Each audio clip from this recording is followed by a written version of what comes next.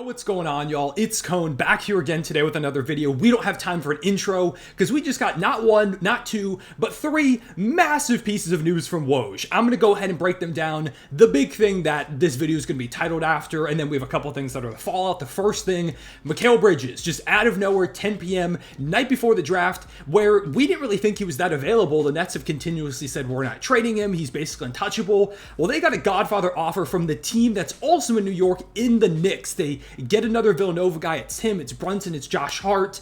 They bring him over in exchange for Bojan Bogdanovic, 4 unprotected first-round picks, a protected first-round pick from the Bucks, and an unprotected pick swap. So like 5.5 first-round picks and a second rounder. It is a massive haul for Brooklyn. And I've got to give them a shout out real quick because I have been really on them about the fact that they haven't blown this thing up. They haven't tried to, start from the beginning. I know they didn't have their picks, but it just felt like they were going nowhere fast. They remained insistent. Oh, we can build around Mikal Bridges. We can try and bring in another star when they're yet so far away from competing. And they got a ridiculous haul between this and the KD trade because Mikal was part of that. They got like 9-10 first-round picks by trading Kevin Durant, which is completely absurd in its own right. And these are like unprotected, real first-round picks. These aren't just random, like protected, lottery protected and stuff. Just straight up unprotected picks for the most part. They also get an unprotected swap, that Bucks first-rounder. This is a ridiculous haul for Mikal Bridges. And people clown them, me included, because they didn't trade Mikal at the deadline for some of the Rocket selections as well as Jalen Green. They didn't trade him for like 4 first-round picks from the Grizzlies around the deadline a couple of years ago. There were a lot of opportunities where they could have traded Mikal for a lot, and they went ahead and they capitalized on a fantastic offer. So I've got to give the Nets their flowers, and we'll talk about them more in a moment. Don't worry, because there's way more news with them. Let's talk about the Knicks now. This Knicks team might be stacked going into next year. Already, I picture them, assuming they brought back OG Anunoby and kept Isaiah Hartenstein, as possibly the biggest threat, most likely the biggest threat to take down the Boston Celtics, because a lineup of Jalen Brunson, Donte Divincenzo, who's another Villanova guy, I forgot to mention him, OG Anunoby, Julius Randle, Mitchell Robinson, or Isaiah Hartenstein. Fantastic starting five. You've got great defense. You have a rising superstar caliber player in Jalen Brunson. They almost made the Eastern Conference Finals this year despite being decimated by injuries. The Knicks felt like the powerhouse, and now with Mikal Bridges, things get way scarier. Although that is going to depend if they're keeping OG Anunoby or not, because part of me feels like this is a deal that they make if they know they're going to lose OG and have to try and find a way to go ahead and make it so that it's not like they're completely decimated by the loss of OG Anunoby, because they have not went ahead and made any deal with him yet, which is kind of weird because like Siakam has already agreed to a deal with the Pacers. Like teams can re-sign their own free agents, and it feels like OG Anunoby was just a given to go back to the Knicks. Now it seems like he might be trying to play hardball, being like, I know you need me here, so I'm going to ask for a lot more money. So maybe this means OG Anunoby is walking and that they messed up with those negotiations, and so they bring McCallum in as the replacement. But if they keep OG Anunoby, a starting lineup of Jalen Brunson, Mikal or OG, and then the other one at the 2 and the 3, Julius Randle and Isaiah Hartenstein, if they can keep him, the money might get kind of hard at that point. But even if it's Mitchell Robinson, you've got great defenders all over the place, versatility, guys who can score, whether it's Jalen Brunson or Julius Randle. You've now got Mikal Bridges and OG Anunoby, who are like the perfect modern day NBA 3-and-D wings to put out there on the perimeter to go ahead and lock up the opposing team's best score. It is just an unbelievable squad, especially when you consider Tom Thibodeau at the helm. You've still got a great bench too of like Deuce McBride, Donte Divincenzo. If you keep Hart, then you have Mitchell Robinson coming off the bench. You still have Precious Achiuwa if you bring him back in restricted free agency. This is an unbelievably stacked team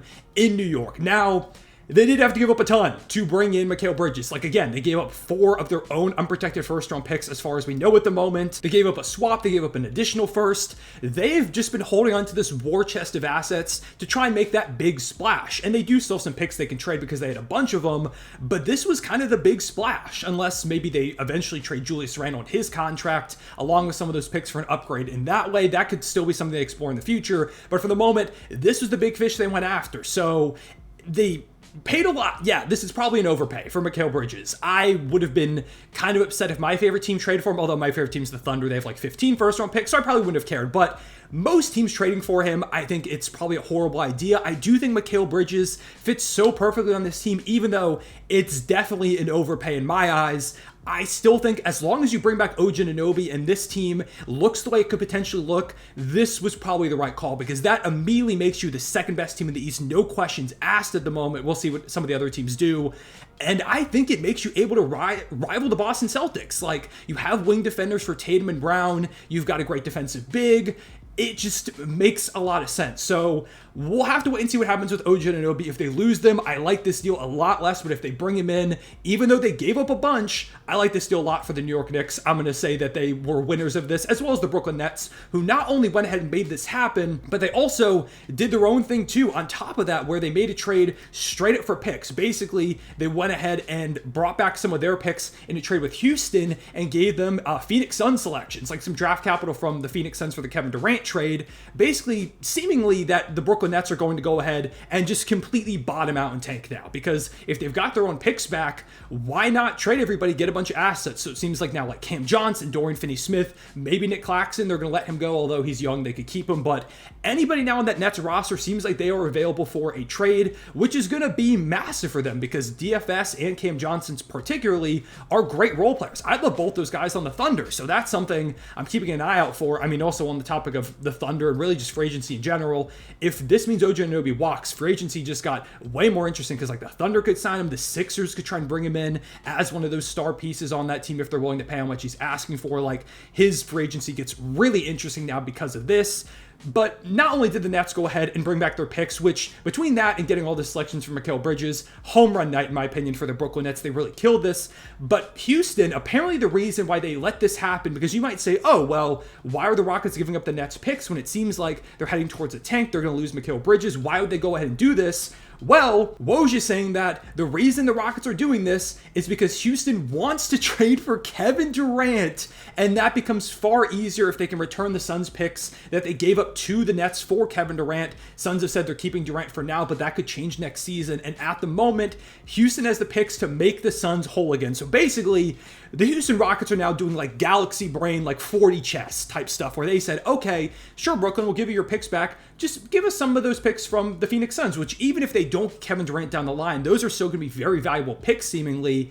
But now they're positioning themselves preemptively towards the front of the line in a potential Kevin Durant sweepstakes.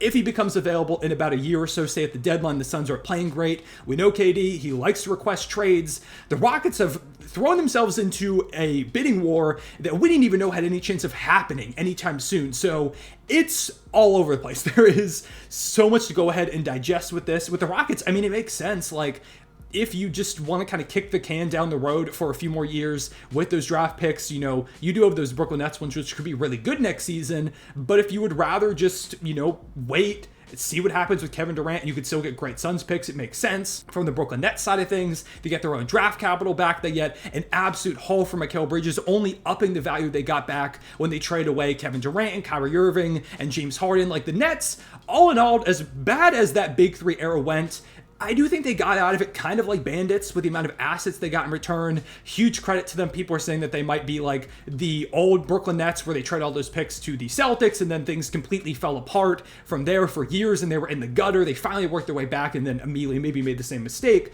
Now it looks a lot better for the Brooklyn Nets. So I got to give them their flowers, because I've been very hard on them.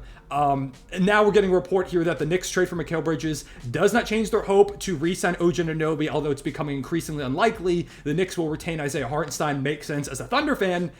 To me, that feels like iHeart could end up being an OKC, or I could see him to any number of teams with cap space, but the Thunder, one of the more prominent teams that has that space available, so definitely makes things interesting too. But I'm telling you, if the Knicks find a way to get OG Anunoby and they can run out a starting lineup of Brunson, Mikal, OG, Randle, and Mitchell Robinson, with still Josh Hart and Donte DiVincenzo, Deuce McBride, and Precious Achiuwa, all these guys off the bench, plus they could do some more work in free agency. I'm sure they could get veteran contracts with that type of group at these top like 8 positions.